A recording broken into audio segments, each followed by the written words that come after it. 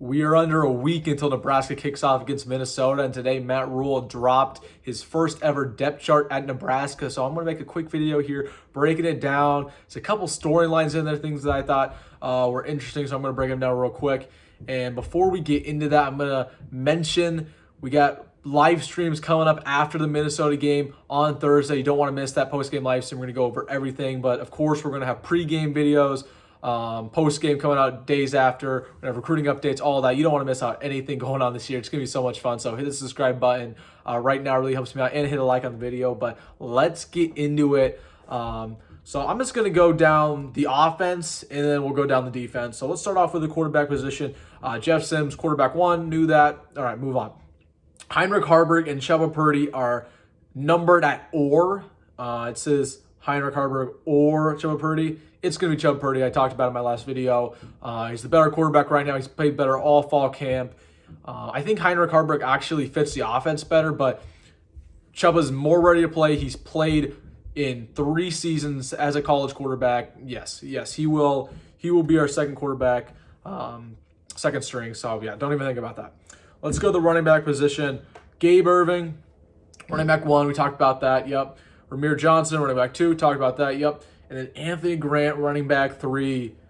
You know, a lot of people are freaking out about this.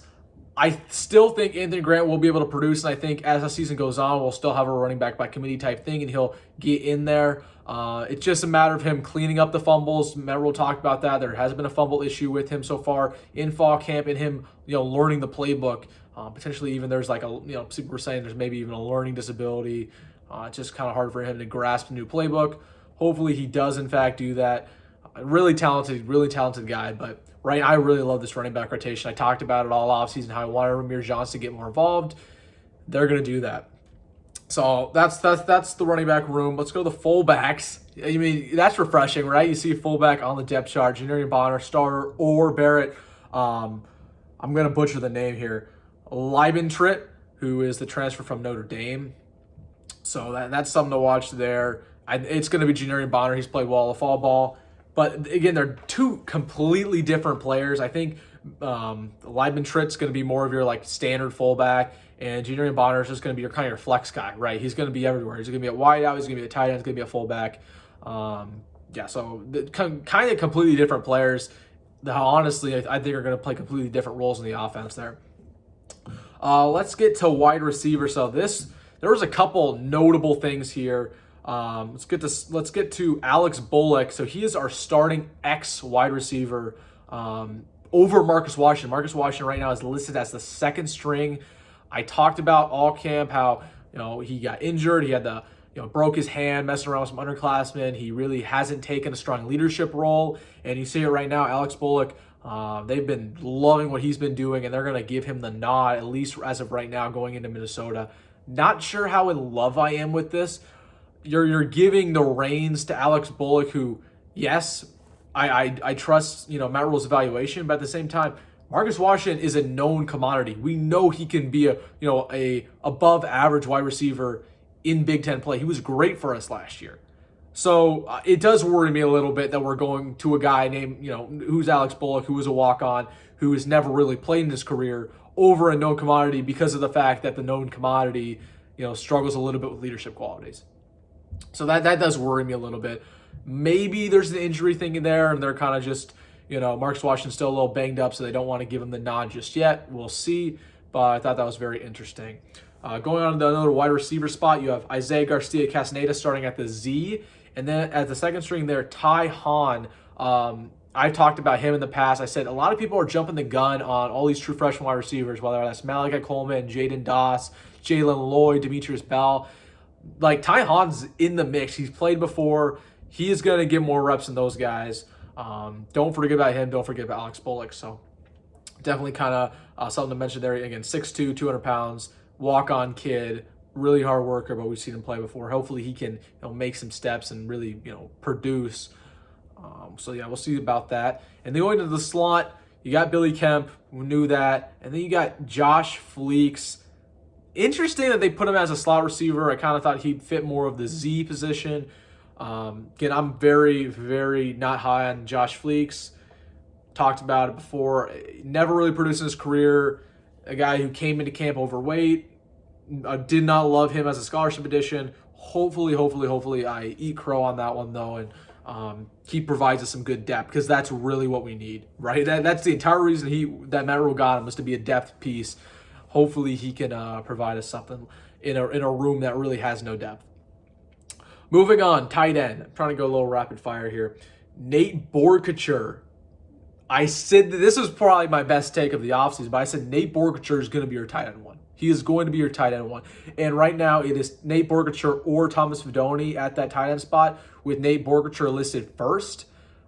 I still think Nate Borkature will be your tight end when it comes to Minnesota. He will be your first string. Not to say Fidone won't play in this offense. Both of them will play a lot, but Nate Borkature's your guy, man. They love what he does on and off the field. He's played in his career. Thomas Fidone hasn't.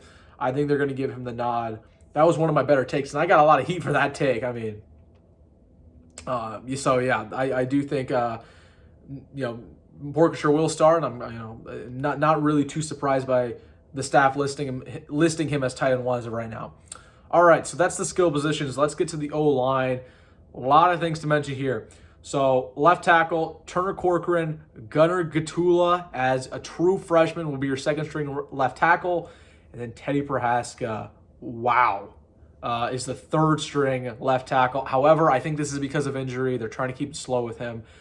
Let's not overanalyze this. I think it's purely because of injury purposes. I think he'll be moved up to starting left tackle by the time we play Minnesota. And then Turner Corcoran will go start at right tackle. Left guard, you got Ethan Piper. Cool, we knew that. And then Sam Sledge, another true freshman. Yikes. Ben Scott starting at center. And then you got Justin Evans-Jenkins, second-year player. Yikes. Norden Newelly, and then you have Henry Letowski at right guard. That's better. And then at right tackle, you have Bryce Benhart starting. And then you have Tyler Natt, 6'6", this is his second year of high school, second year of college, and I believe he was a walk-on. I believe he was a walk-on. So not great. And I've been talking about this all off season. Depth-wise, it's not been awesome. Oh no, this was a Utah transfer. Excuse me. Yeah, he was a Utah transfer. Tyler Natt was. I talked about it all off season long. This O-line depth is horrendous. If Turner Corcoran goes down, if Ethan Piper goes down, if Norden Newelly goes down, we are in a terrible position. And I wasn't a fan of the guys Matt Rule brought in, like, for example, Jacob Hood. Jacob Hood got into campus. He was overweight. He never produced in his career, and he was a project from the beginning. I told you that when he committed. Matt Rule kind of didn't really get guys in the portal that could play immediately, and I think that's going to show this year. We have a lack of depth. We better hope that we stay healthy for the most part, or else this is going to be the worst O-line in college football once again. But honestly, you're starting five: Corcoran, Piper, Scott, Newelly, and Benhart. As of right now, that's not bad. Again, I think Prohaska will end up starting at left tackle, and then they're going to move Corcoran to right tackle. Benhart's going to be your swing tackle on the bench. So we'll see what they end up doing there. But it's not a bad starting lineup at all. But the depth is horrendous, man. It's not great. Let's get to the defense. Here. So D-line, interesting. Cameron Lenhart and Blaze Gunnarsson listed as as the end. It's going to be Cameron Lenhart. Don't think twice about it. True freshman. Not, interesting to see Blaze Gunnarsson's in the mix there, but it's going to be Cam Lenhart, and I think it should be. At the other D-end spot, it's going to be Ty Robinson, backed up by Kai Wallen, the JUCO transfer. I'm not happy with this. I was preaching all offseason long. I wanted Ty Robinson to be your nose tackle. He's too big. They have him listed as 6'6", 310.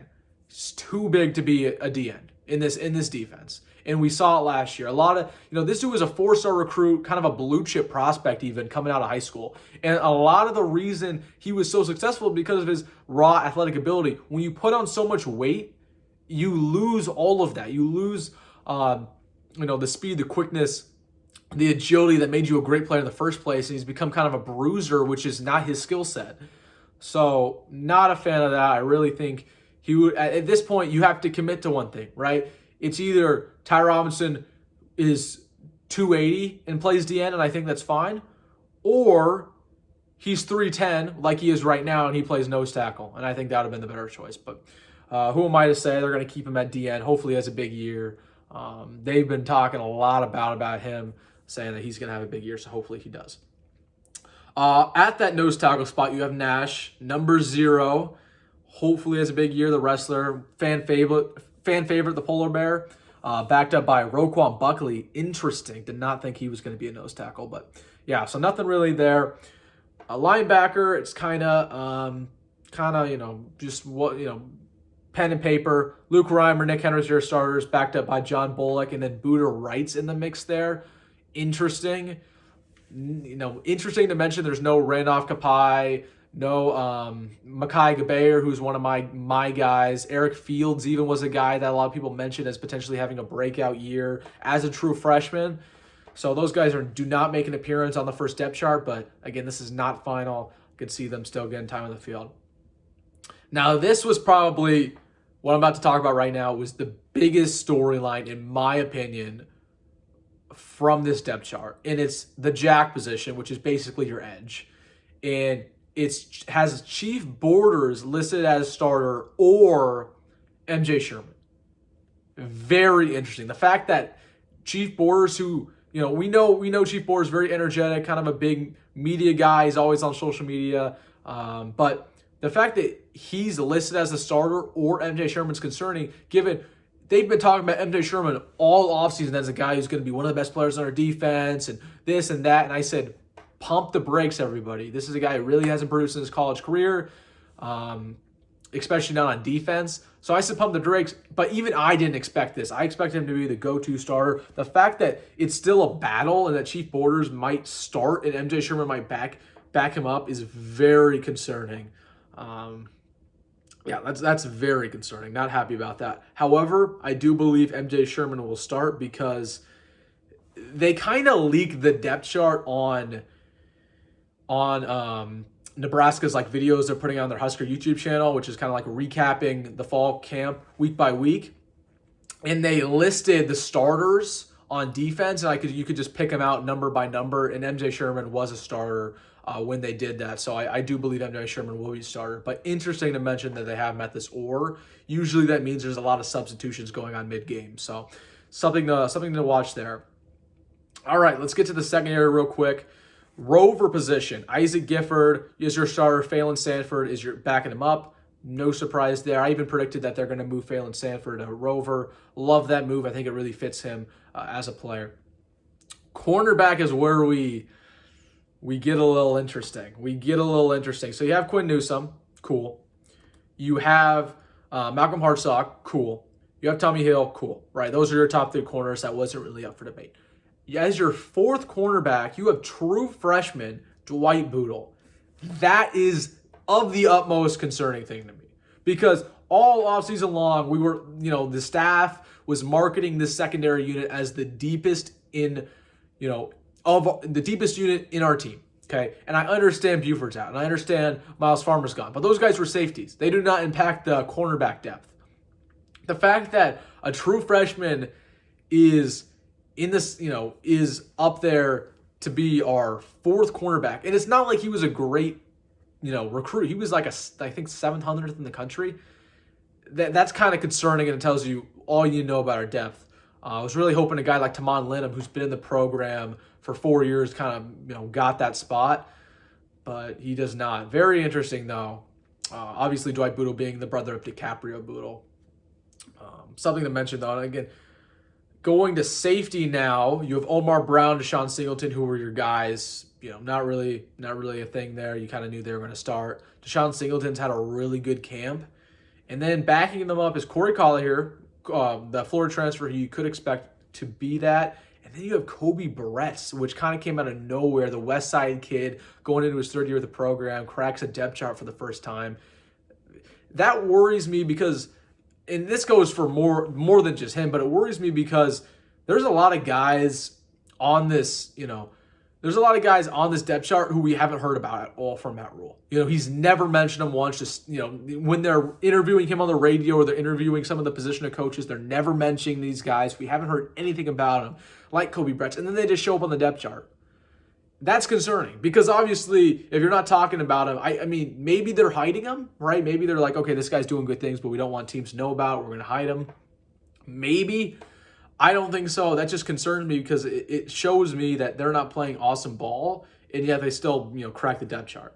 And it is, it is concerning because a guy like, Tamon Linham did not make the depth chart. It concerns me because a guy like Javier Morton, the JUCO kid who the staff really was talking about and said they liked, did not make the depth chart at the safety spot. So it just brings me to the conclusion that the depth is not as good as what they said it is. So very, very interesting there, something to watch. And I know a lot of people are going to say about Dwight Boodle, going back to him, they're going to say, oh, but, Malcolm Hartzog plays as a true freshman. He was good. Again, Malcolm Hartzog was he's not like the normal case. He was an outlier. And not to say Malcolm Hartzog played really great. Malcolm Hartzog was not a great corner for us last year. He got burnt 20%. He was burnt toast, man. And then he made up for it with, frankly, and I'm keeping it at $150. Some lucky picks, like the one against Rutgers, like the one against Wisconsin, and everyone kind of foresaw him as this ball hawk. I mean, he only had 3 picks, and they were all really lucky. If you run them back, we could probably get. If you were playing safety, you could probably catch that. So, not to say again, I'm not a big Malcolm Hartzog fan. I think he's still a great player, but I think the fandom for him is a little too high. I think we need to kind of calm our expectations down. And that's the same way I'm going to feel about Dwight Boodle. Like, I think Dwight Boodle will probably struggle as a true freshman. That's why I'm really not feeling great about him cracking the depth chart. But yeah, that's the defense. Let's go to special teams real quick. They have Tristan Alvano and Timmy Bleekrode as either or. It's going to be Tristan Alvano at this point in time. I believe he's locked up that position for the better. Brian Buschini is your punter. Marco Ortiz is your long snapper, the Florida transfer, good. And then kick returner, Emmett Johnson. They kind of spoiled this a week ago. He will officially be your kick returner. Love that for him. A very explosive player. You got to find a way to get your weapons on the field. He's kind of buried with the running back depth right now. But yeah, I really like that for him as our lead kick returner. Would have liked to see if we put back Jalen Lloyd there. I think Jalen Lloyd, just from a speed perspective, he's the fastest guy on our team. He returned kicks for Westside last year, is really good. I would have liked it if he cracked the rotation there at kick returner, but at the end of the day, I think part of the reason they didn't do that is because they're still holding him out and hoping he redshirts so they can have him for an extra year. So that's something to mention there. And then punt returner is Billy Kemp. So that really goes over everything. That's all the notes I had. Again, the big storyline being, Dwight Boodle as your 4th cornerback, the jack position to MJ Sherman, not locking that up yet according to the depth chart, Teddy Prohaska being buried, and then Alex Bullock starting at wide receiver over Marcus Washington. That's a risky move by Matt Rule. It's a risky move to go away from a proven commodity in Marcus Washington to Alex Bullock, but they love Alex Bullock. They've been talking a lot about him. Casey Thompson was a big Alex Bullock fan when he was here, so hopefully he does meet the expectations and can kind of show Nebraska fans why the staff thinks as highly of them as they do. So that's it. That's the video over the Nebraska depth chart. A little longer than I wanted to, but I really kind of wanted to mention the big features of that were storylines. So there it is, everybody. 6 days, almost there to kick off. Make sure to hit the subscribe button if you don't want to miss anything this year. We got post-game live streams every single week. You're not going to want to miss those out. I'll be the first one to come live and discuss the game, win, loss, rain, shine right here on this channel. So you definitely don't want to miss those live streams. But for pregame, you don't want to miss that. Recruiting news, all that. We've been doing that all summer. Of course, we're going to continue that this fall. So that's my pitch. Please subscribe. Really helps me out. But if not, just hit the like button on the video. And that's it for me, everybody. Go Big Red. Go Mac Rule. And as always, see you in the next one.